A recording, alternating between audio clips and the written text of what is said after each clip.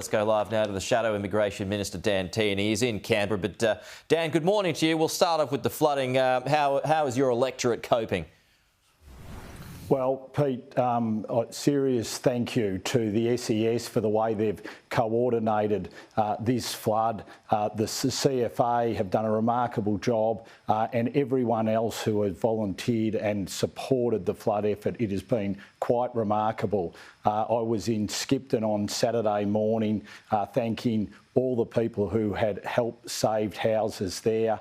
Obviously, some houses couldn't be saved and have been inundated. Lake Goldsmith in my electorate, Beaufort and Lexington have all been impacted. But the combined effort of everyone involved, the police, the SES, the CFA, they've done a remarkable job.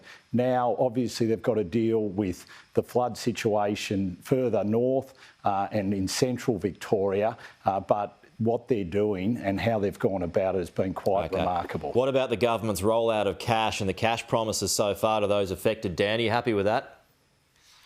Well, that's a start, the immediate impact. But what we now are going to have to see is a remarkable level of investment into Victoria's road network.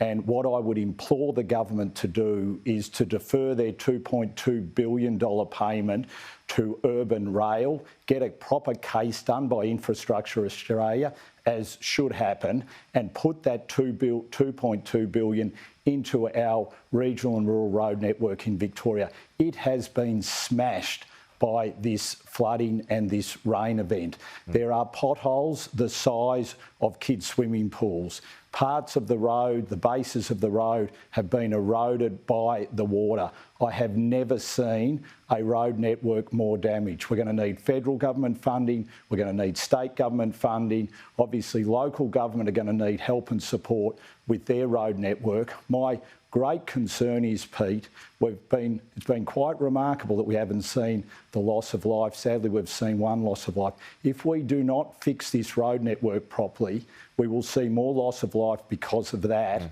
rather than the flooding. So we have to see investment into our road network. As for the suburban rail loop, though, I mean, Dan Andrews still for it. According to the polls, he's going to win the next election too. And Anthony Albanese says he's still pushing ahead with the $2.2 billion project because isn't it an election commitment that he's got to follow through with?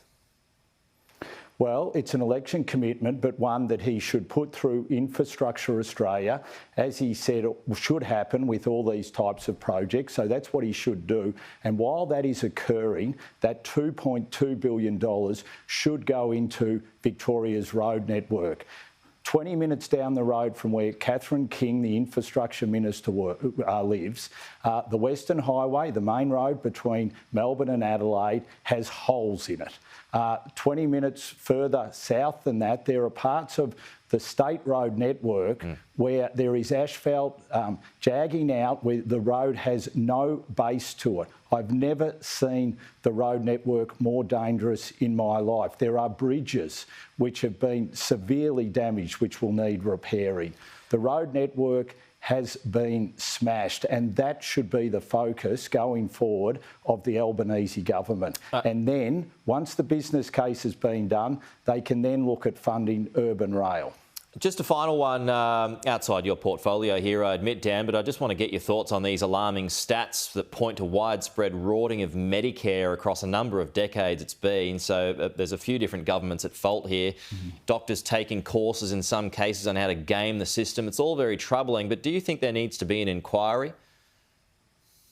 Well, we definitely have to ensure that there is integrity in any payment system, including the Medicare system. And the government will need to act on this to ensure that there's integrity in Medicare. Obviously, we pay billions and billions of dollars to our doctors to care for us. We do that because it's the right thing to do. But if there is rorting taking place, then we need to act quickly to stop it, because we can't afford at this stage, when we can't get doctors in regional and rural Australia, to be seeing money going to doctors who are rorting the system. It has to go to doctors who are doing the right thing by patients and making sure that we can provide a medical workforce right around Australia. OK, Dan Tehan, good to have you with us as always on a Monday morning. We'll talk to you again soon.